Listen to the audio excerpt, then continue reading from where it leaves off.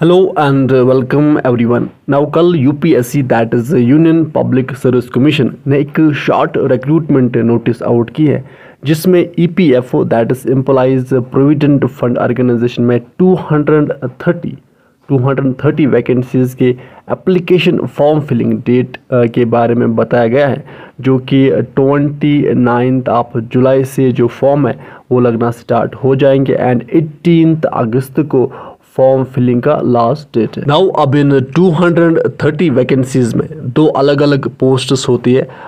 एक है ईओ और AO that is enforcement officer और accounts officer and another is APFC that is assistant provident fund commissioner. तो अब हम इस पर्टिकुलर वीडियो में इनके application fee, qualification, exam date, selection process, salary and syllabus के बारे में डिस्कस करेंगे। नाउ अब हम पहले इन 230 पोस्ट्स के एप्लीकेशन फ़ी के बारे में बात करेंगे। देखो, अगर आप ओपन मेरिट्स है तो इसका जो अपने आपको 25 रुपीज़, जस्ट 25 रुपीज़ इसका एप्लीकेशन फ़ी है।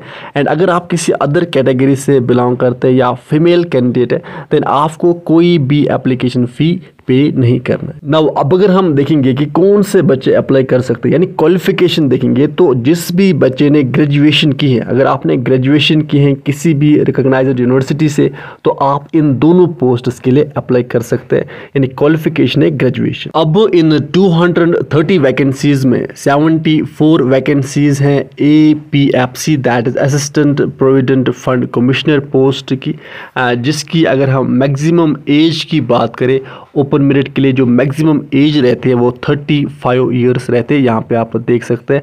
एंड अगर हम पे स्केल की बात करें तो यहाँ लेवल 10 रहते हैं दैट इज़ 56,100 टू 1,77,500 तक रहती है। एंड 156 वैकेंसीज है इन्फोर्समेंट ऑफिसर और अकाउंट्स ऑफिसर की।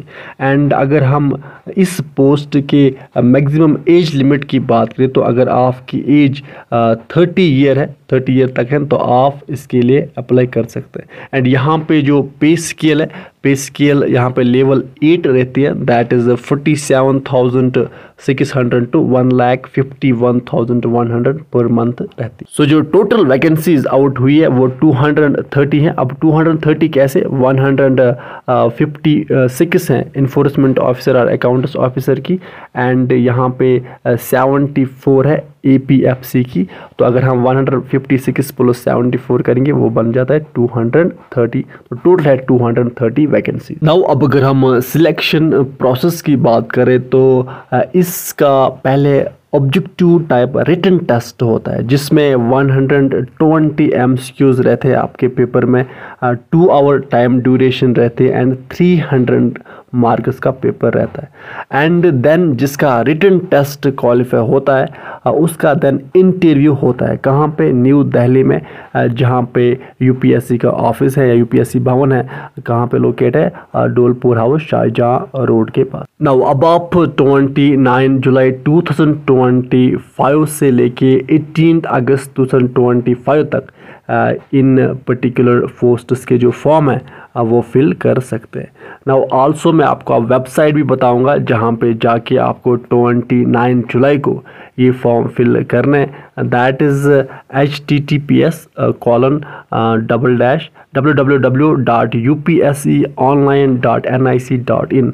एंड यहाँ पे जाके आपको इन पर्टिकुलर वैकेंसी या इन पर्टिकुलर 2 पोस्ट्स का जो एप्लीकेशन फॉर्म है वो 29 जुलाई को फिल करना है। नाउ अब अगर हम इन पोस्ट्स के सिलेबस की बात करें तो सिलेबस ऑलमोस्ट सेम रहता है इनका, इन दोनों पोस्ट्स का जो सिलेबस है वो ऑलमोस्ट सेम रहता है, यूट्यूब पे अवेलेबल है। एंड आल्सो 29 जुलाई को जब डिटेल्ड नोटिफिकेशन आएगी तो उसमें सिलेबस भी गिवन होगा।